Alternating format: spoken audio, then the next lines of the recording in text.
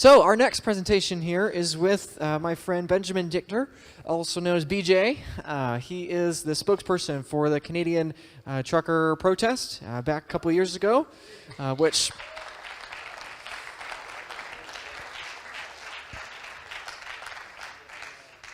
clearly we have a lot of Canadians in here, so. So BJ was a spokesperson, or one of the spokespeople on behalf of the truckers. The trucker movement, as many of you know, did not end in Canada. It then blossomed into over a dozen nations, I believe, across the world, or perhaps even a couple dozen, of people looking to not necessarily anti-vax or anti-COVID vax people, but people that were pro-freedom, pro-choice, and pro the freedom of mobility and the freedom of health choices and decisions. So I first met BJ in March, I think, in Boston. I was there giving a talk, and we met there, and we've met a few times since. So without further ado, Ben, take it away. Thank you, sir. How talented is that young gentleman? So as you know, I was spokesperson, media strategist, one of the many people behind the Canadian Trucker Convoy. And I want to start with this book, Honking for Freedom, which is my book. And I'm going to read the endorsement that I'm most proud of it. The Canadian trucker protest in Ottawa attracted tremendous national and international attention and was simultaneously demonized by then Canadian Prime Minister Justin Trudeau and his cronies in the legacy media. The CBC, first and foremost among them. What really happened? Benjamin J. Dichter, integrally involved from the beginning, lets his readers in on the story, one that all Canadians and all people should know. Jordan B. Peterson. And we have some Jordan fans. It was fascinating to talk to Jordan many times, actually, during that convoy. He reached out to me, and we formed a little bit of a bond and a relationship, as well as many other people. It was absolutely fascinating. So let's first start with the trucker convoy. Oops, why did that happen? Hold on. All right. Okay. So welcome to Canada. This is Trudeau's truck stop, right in front of the Parliament buildings and right in front of Trudeau's office. And it was wild to see the amount of camaraderie amongst Canadians and unity that we achieved there. So let me explain why this happened and why it happened in Canada and not other places like, I don't know, the United States. In Canada, we have a very unique situation. We have a federalist system of government, meaning there's multi-levels. There's the federal, provincial, municipal levels. But the federal government has exceeding power. They can do everything, unlike in the United States. This is why states' powers are important. So if you were in Canada and you lived in, I don't know, Ontario, where I lived, there was no escape. There was no place for you to go. If you went to Moose Jaw, in the middle, or you went to the Northwest Territories, you had the same sort of authoritarian creep, and in the most rural communities, quite wild. So we didn't have an option, whereas Americans, if you lived in New York, you could go to Florida. It was a little bit of draconian chaos for a while. I personally just ignored all the rules. I didn't really care. But then they started to apply them to truckers.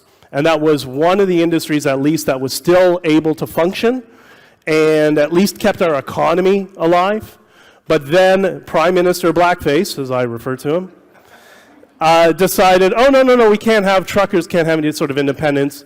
And that's when things went into overdrive. And people started on TikTok. They started reaching out to each other, truckers and other people. And they said, we have to have a convoy. We have to have a protest. This started in the middle of November. And then lo and behold, people from across the country, and I mean across the country, unified to get to Ottawa to send a message. And it was really kind of wild, because in Canada, the political class have done everything they could over decades and generations to ensure there's always a divide in society. And in the case of Canada, it's always Quebec versus Alberta or the West, right? There was always that friction. But what we proved there is when you get the media and the political class out of the way, you know what happens? We all just unify. All the baggage goes away because the baggage is all artificial. And I saw that the very first weekend when this picture was taken. I arrived in front of, in downtown Ottawa, and I remember I was in front of the Chateau Laurier. And there was this long pilgrimage, this exodus of people from Quebec because they couldn't bring their trucks or cars into Ontario because the government already started closing the borders. But I see this long crowd, thousands of people, with Canadian flags and fleur-de-lis, which is the Quebec flag, holding signs saying freedom and liberté, walking together. They got out of their cars in Quebec and they walked across the border into Ontario. They walked up Wellington Street in front of Parliament. You know what they did? They found all these truckers from Western Canada, started hugging each other. Thank you for saving us. Because it was the first time people were not wearing masks because we had mask mandates, which were implemented, by the way, by the provincial Conservatives. So this is not a liberal versus conservative, blue versus red problem. It's a top and bottom problem. The top being the political class, and the rest of us plebs are the rest. So we went on for 3 weeks trying to keep it together.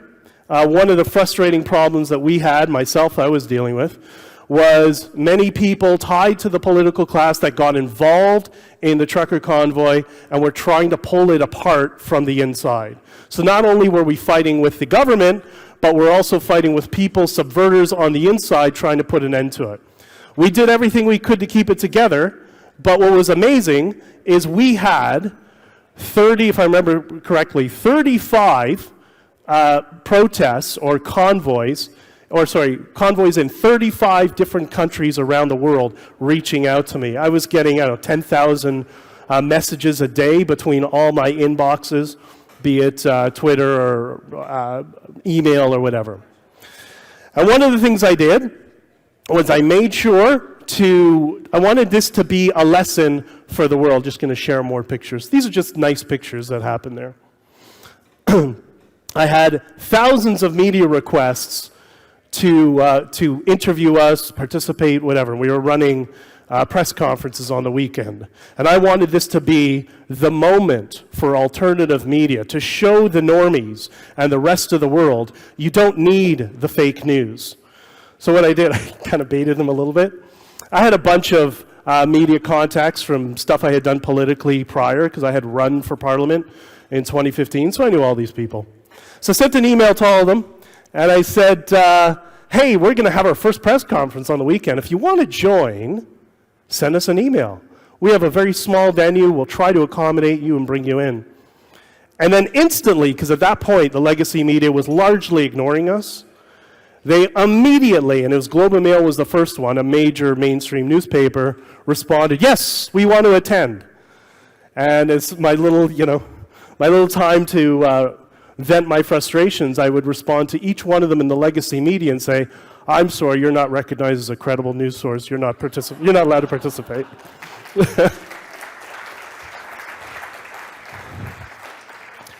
And how did the legacy media respond? They went crazy. They went nuts. They did racist, bigot, whatever, phobe, whatever. It was awesome. It's exactly what I wanted to do because my justification was if I bring them into a media scrum or a press conference, they're going to come in with large cameras with a team of 3 for each news agency. They're going to take up all the floor space, and they're not going to get any views. And I said that on a bunch of alternative media platforms, and again they went crazy trying to label us. So it was amazing time. So after 3 weeks, what happened? Well, we had all our provinces started to lift their mandates. And, they did it a couple of weeks after the trucking convoy, hashtag nothing to do with truckers, right? The Canadian government finally lifted their mandates 6 months after, if I'm not, 6 months, 8 months, something like that. The US government followed suit. And they all tried to say, well, this has nothing to do with the trucker convoy. All of a sudden the science seemed to change. It was absolutely amazing. So I think one of the things we also did is we really helped expose, quote, science, or the business of science, and what's happened ever since. Now, during this period of time, we raised approximately $23 million in donations from around the world. And all of that money was either seized or returned. Why? Well, the government responded by executing a class action lawsuit against us of $5 million on February 5th, which is now ongoing and has swelled to $450 million. So 4 small businesses or 5 small businesses tied to the blackface regime have decided somehow we've cost them $500 million. The 2 years of being locked down by the government, no, that has nothing to do with it, right? So this is another issue that I talk frequently about in interviews, which is the issue of lawfare, which is something that's become a very serious problem, both in the US and Canada and the United Kingdom, as I learned when I was in the United Kingdom last month. So of the $23 million, which, by the way, for those who are American, that is significant for Canada. We're 1/10 of the population. We also raised $1.2 million in Bitcoin. And with the thanks to a lot of people who actually participate in conferences like this. And a big shout out to Caribou, and I'll explain that in a second. So of the $1.2 million in Bitcoin, it was the only money that couldn't be locked away by these Mariva injunctions which were imposed on us. And this, by the way, is before they locked us out of our bank accounts. And when they say the government locks you out of your bank account, it's not just your bank account. It's your bank account, your credit card, your lines of credit, your business account, anything that has your name on it. A business that you might be a director in will have its accounts frozen as well. But the one thing that came through was Bitcoin.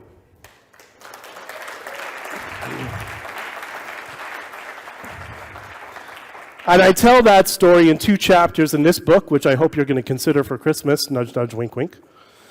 Chapter 29, this was Bitcoin's moment. And chapter 30, Bitcoin proves its power. Now, of that $1.2 million, Caribou went out of his way. If you don't follow him on Twitter, please do. Nobody Caribou is his handle. He was up day and night trying to get as much Bitcoin as he could to the truckers who had been there for 3 weeks. This was right when the Emergency Measures Act was invoked, which is martial law for Canada, by the way. So that's how you deal with trucks that are parked illegally in Canada. You implement martial law. It makes sense. But he managed to distribute $800 and change thousand. I think it was about $850,000. And the only way, I think it was, well, forget dollars, it's fiat crap. Let's talk Bitcoin. I think it was 17 Bitcoin approximately that he was able to distribute. And the remaining Bitcoin that was not distributed, the government managed to get it. How'd they get it? Well, they had 15 officers from the RCMP and the OPP raid his house and take his computer and all his cell phones, his personal diary, and apparently his podcast mic. Apparently that's a threat for some reason. And they scared him. It was an intimidation tactic. They said, give us your seed phrase. They knew what that was. And he said, okay, fine, here you go. He didn't really know how to deal with it. Who knows how to deal with when you're getting raided by the federal and provincial law enforcement? And it was a multi-sig wallet. We used Nunchuck. And famously, I think it was Ted Cruz, read out the response from Nunchuck saying to the Ontario Superior Court, which, by the way, conservative jurisdiction. Again, we're not doing the left-right thing. They're all equally culpable. But Ted Cruz read out that letter from Nunchuck explaining that they do not keep data of their users because we use Bitcoin and it's by design. It was beautiful. It's a beautiful moment. So the remaining Bitcoin was seized. What people don't know, I haven't told many people about this too, was during that week, I was also about to have a warrant, and the police were trying to entrap me. The OPP were trying to get me to violate a court order by surrendering the seed phrase. And if I had done that, then I would have been in violation of the court order, and I could be charged as a result of that. So these are the types of games that law enforcement played with. But anyways, I think overall it was a general success. And by your response here and the fact that nobody's wearing masks in most of the world, I think you're going to agree. Why do I tell this story and why do I talk about it so often?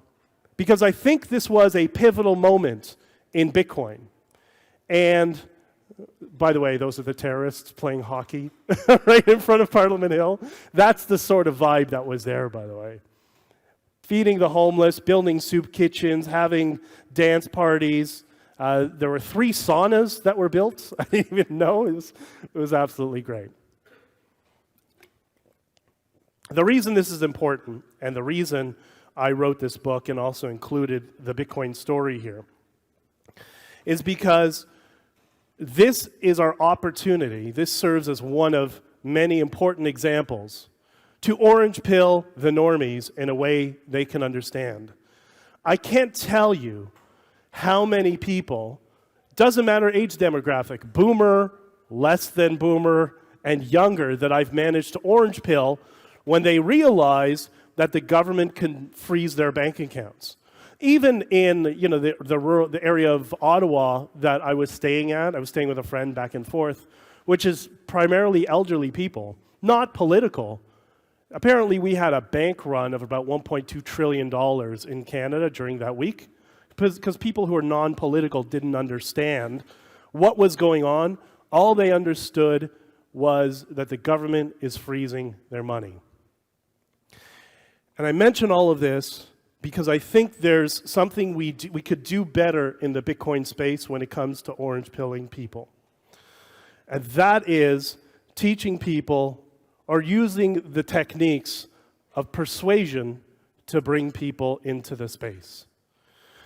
Now, I know we all like to have, or should I say, many of the Twitter spaces I go into, conferences, we always talk about the supply. We always talk about the advantages of Bitcoin. But the reality is, that doesn't matter. We're not persuaded by facts.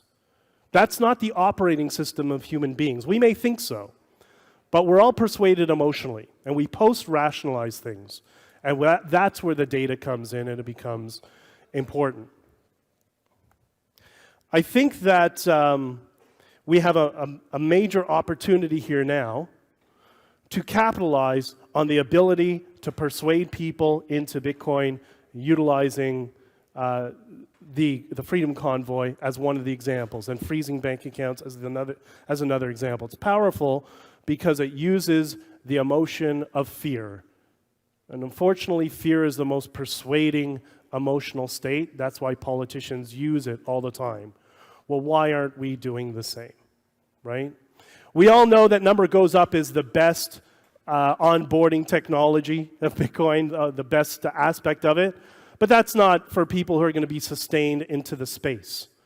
It's the idea that we show them there is something positive in the future. And also the unifying message, which I talk about frequently.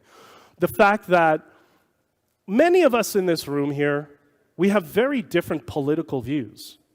Maybe polar opposite political views. But what I've noticed in the Bitcoin space is we do have the fundamental underpinning and foundation of freedom.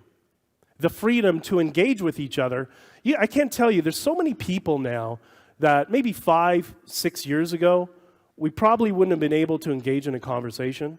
But now because of Bitcoin, because we agree on the set principle and the code of freedom, we're able to converse and start to talk to each other and understand and challenge opinions that we may disagree with. That is a major benefit to Bitcoin.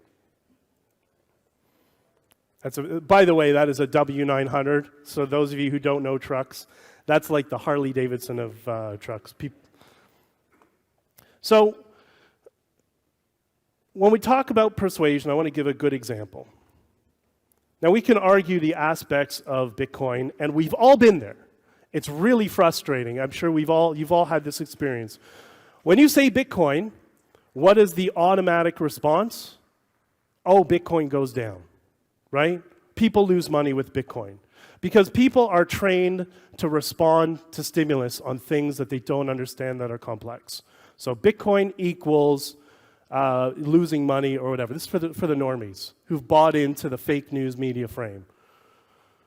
I was in a space recently, and there was a gentleman there. It was his first time being on a Twitter space, really nervous, and he thought he said the wrong thing. I'm like, bro, that was brilliant. And this was a persuasion device that he used. He told the story that he was in the lunchroom at his office, or his workplace, whatever it was, and some guys were talking about Bitcoin, that it's really volatile. And he just sat back and listened. They didn't know he was a Bitcoiner even. And he said to them, I don't know, looks to me like the US dollar is the one that's volatile. And then he waited. And after about 20 seconds, of just, the cognitive dissonance of slipping into, wait, there's a new line of code being written in my programming. They said, yeah, that's a good point, actually. Never thought of that. That is more persuasive than the thousands of hours that we spend trying to explain the attributes of Bitcoin that are going to save people for people who don't think they need to be saved. You have to bring them into the emotional state and the emotional frame first. And once you do that and you get them thinking, you get them slipping into cognitive dissonance. I talk more about this on my Substack, bjdichter.substack.com, by the way. The seven signs of cognitive dissonance. And when you learn those things, then it becomes very easy to bring them into the space. It becomes very easy to refute things based on emotion, not data, because nobody has ever been persuaded with data. And that's what I did with the Freedom Convoy. When I joined, which was very, very early on, their messaging was about, we're going to go to Ottawa, we're going to fight the government, and we're going to get our freedoms back. And I reframed it to, no. We're going to go to Ottawa, we're going to celebrate freedom. We're going to celebrate being Canadian, and we're going to celebrate unifying people. And it worked, because people want that positive message moving forward.